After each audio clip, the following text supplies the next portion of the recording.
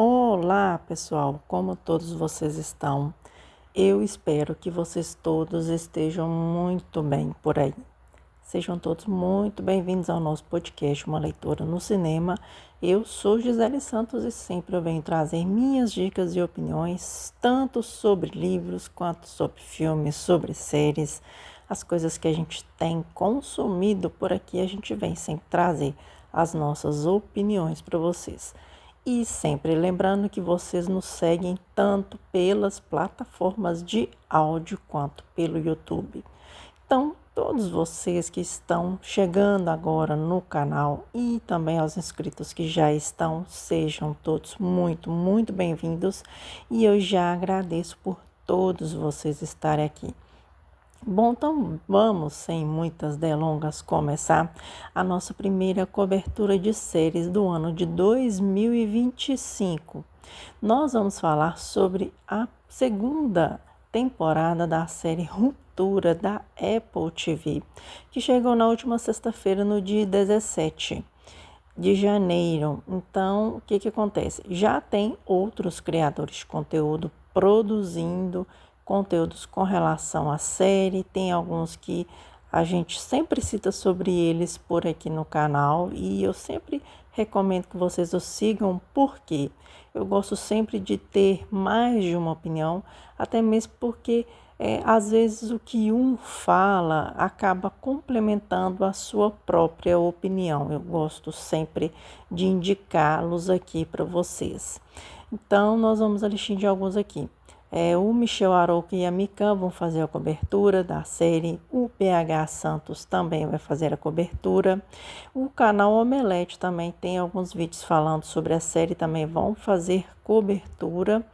Também o pessoal do Entre Migas, com certeza, alguns episódios eles devem fazer a cobertura, além do PH Santos, como eu tinha falado.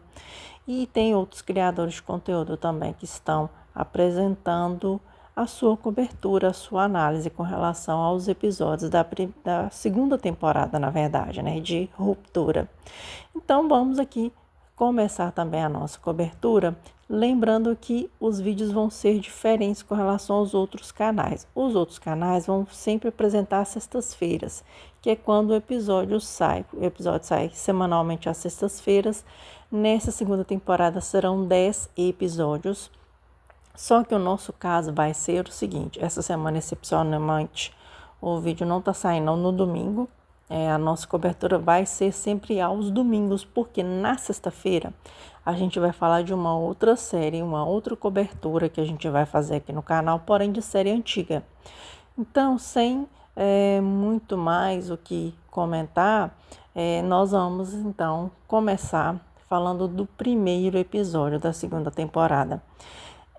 Tem um ponto interessante aqui que a gente é bom e seria interessante da gente ver ali no início da série. Tem um vislumbre rápido de alguns eventos com relação à temporada passada, dentro da, digamos, pequena parte onde os personagens entendem que eles estão ali presos na empresa, né, na Lumion.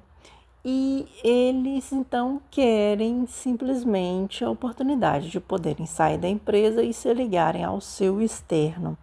Então, eu achei muito interessante essa cena ali inicial, onde coloca que o Mark está voltando. Tem, assim, parece que um lapso de 5 meses. E quando ele vai voltar para o escritório, a gente percebe que o processo de ruptura, quando passa pelo elevador, ele era não tão doloroso. E agora ele já fica bem mais traumático quando ele sobe o elevador e quando ele desce o elevador também. Nessa primeira sequência em que ele entra dentro do episódio, como se passaram 3 anos em que a série, a primeira temporada terminou, dá aquela sensação de claustrofobia, aquela questão de confusão. Ele está procurando aquela sala de descanso onde a doutora ficava e que ele percebe que não está mais ali e que dá essa mesma impressão de que algo está diferente com relação à empresa anteriormente. Então, ou seja, dentro desses 5 meses, desse lapso de 5 meses, ficam algumas perguntas.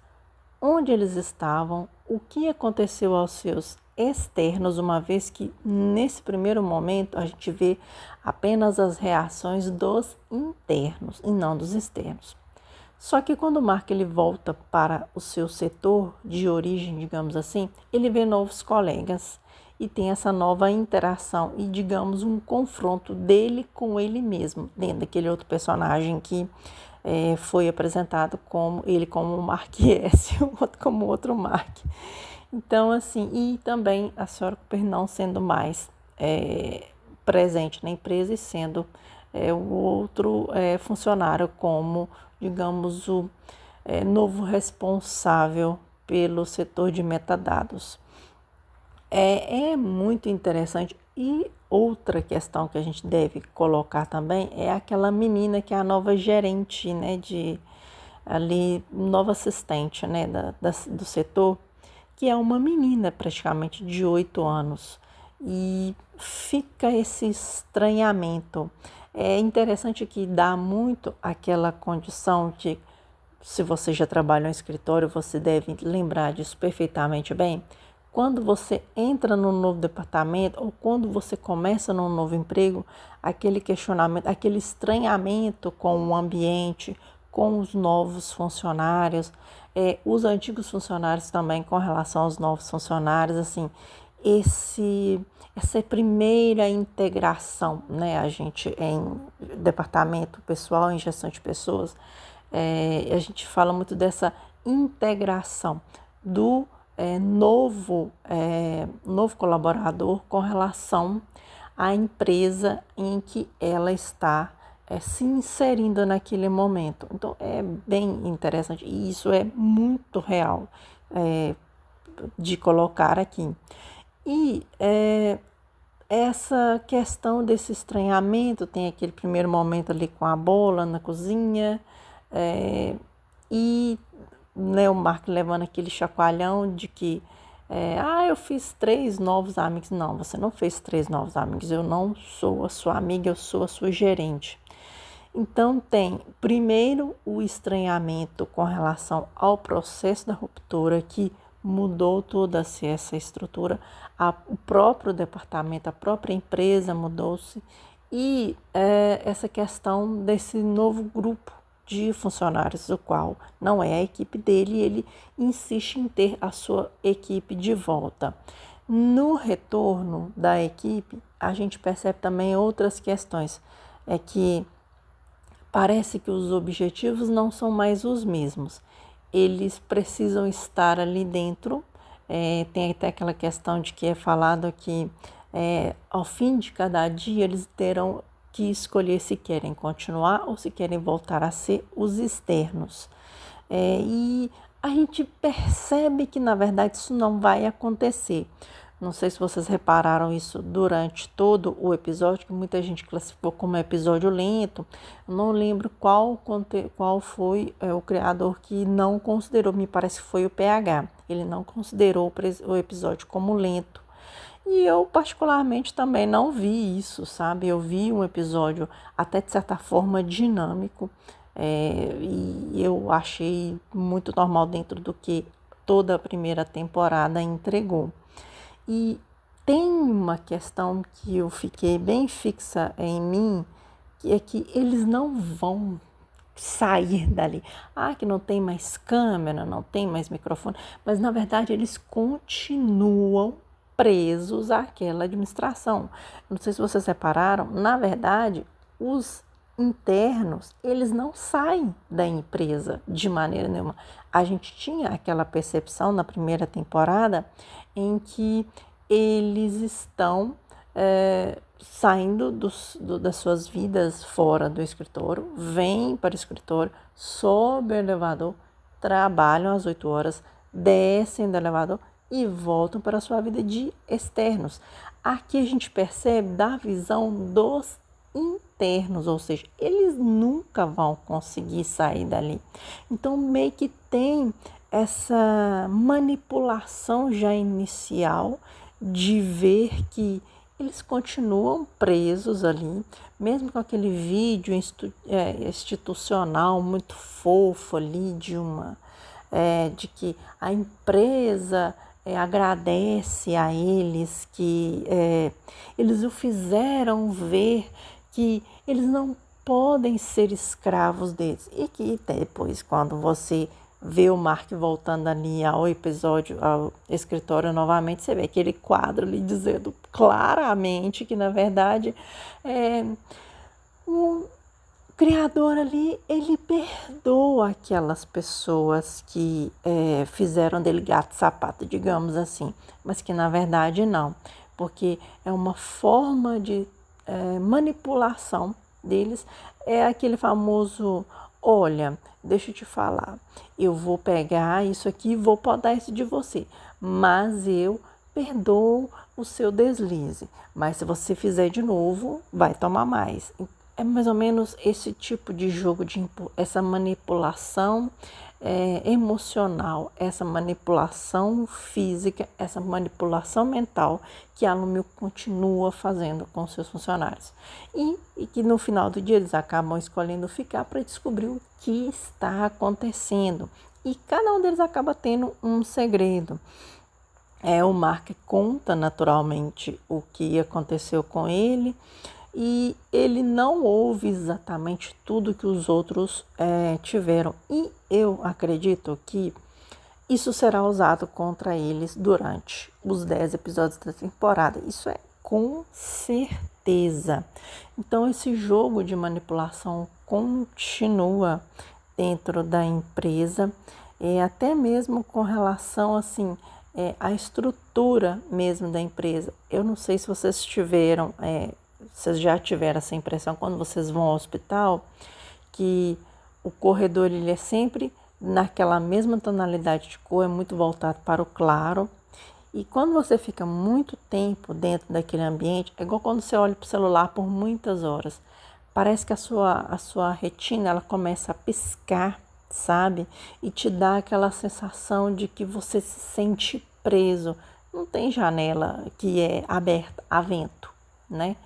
E ali na empresa você vê, eles não têm uma única janela do lado de fora.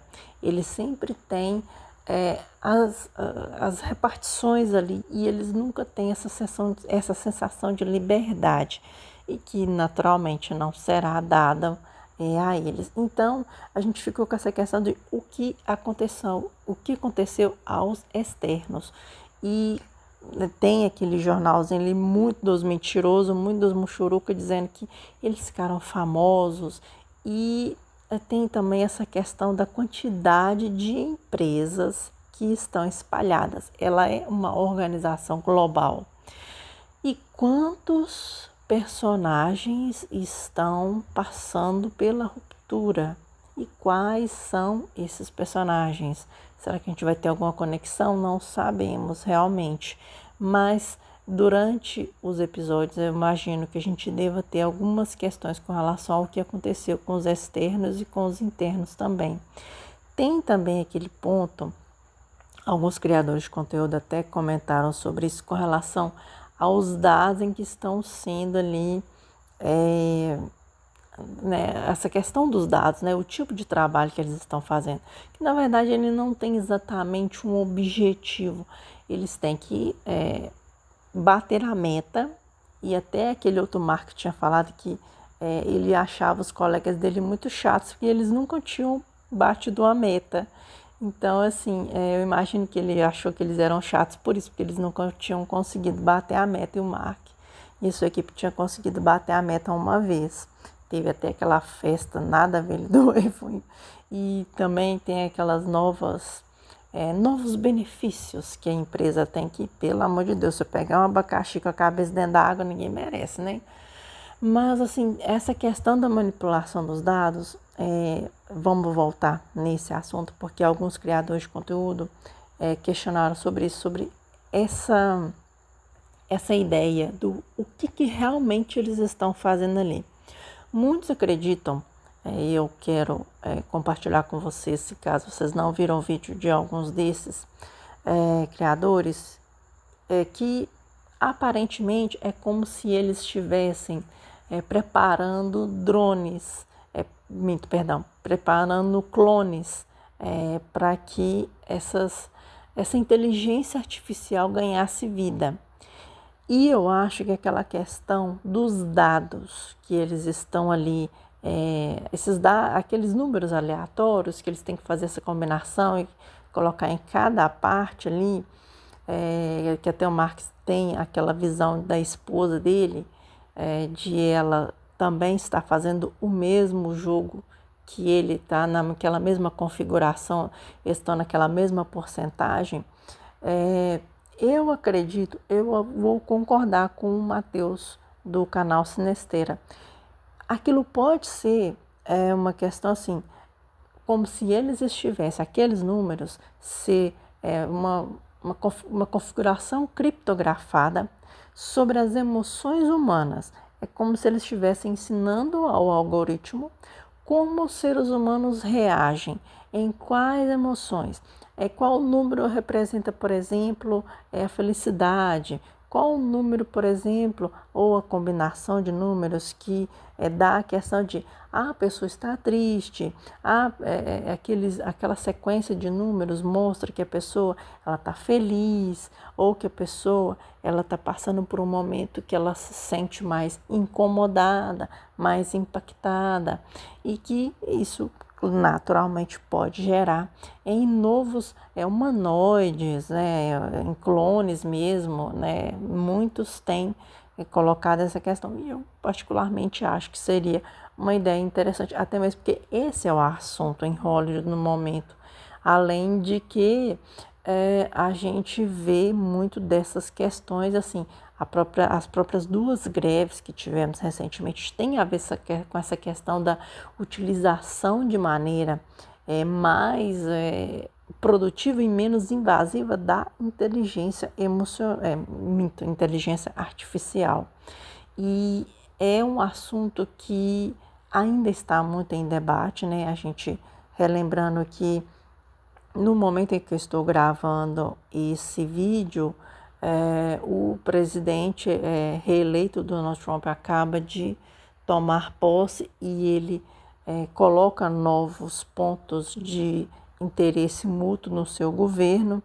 Eu não sei como ele vai colocar isso, mas aparentemente vão ter coisas que vão ser benéficas e outras não, como qualquer governo mesmo. Mas essa questão da inteligência artificial, até aqui no Brasil, eles estão tentando já mexer nessa parte. E eu acho que a inteligência ela é interessante para alguns pontos e naturalmente vão ter pessoas que vão usá-la para pontos nada bons. E a gente sabe disso desde que o mundo é mundo, Essa ganância de ter sempre e de nunca conseguir utilizar de uma maneira mais humana. Mas eu vou concordar, me parece que foi o PH que falou isso, de que é muito fácil você colocar pessoas como robozinho, sabe? É mais cômodo, é mais prático. E esse deve ser o nosso perigo maior, porque aí a gente remete muito ao Exterminador do Futuro, aquela ideia de que será que as máquinas vão conseguir fazer tudo que a gente faz e que qual vai ser a nossa interação dentro de tudo isso. Isso tudo tem muito a ver com a série e o que eu acredito que a série está propondo, essa questão em que até que ponto eu consigo trabalhar de maneira saudável dentro do ambiente de trabalho e até que ponto eu consigo separar o meu lado pessoal do meu lado profissional. E será mesmo que existe esse botão de desliga? Eu vou desligar as minhas emoções e até que ponto a minha vida externa, o meu local de trabalho influencia no meu ambiente interno de trabalho. E o ser humano não existe modo de utilização, porque somos pessoas mutáveis, estamos mudando o tempo todo. E eu acho que é um episódio de a gente se questionar muito nisso, Nick, como tudo o que nós estamos vivendo hoje vai influenciar a nossa vida futura. É interessantíssimo. Aqui a gente pode ficar horas e horas debatendo sobre isso, mas é um episódio bastante interessante, introdutório, né, da segunda temporada. E vamos ver o que os criadores vão nos oferecer dentro aí dos próximos episódios. Eu estou bem curiosa para saber com relação aos próximos episódios. Alguns criadores já têm boa parte dos episódios já. Eu não tive essa oportunidade, vou ver junto com vocês mesmo os episódios.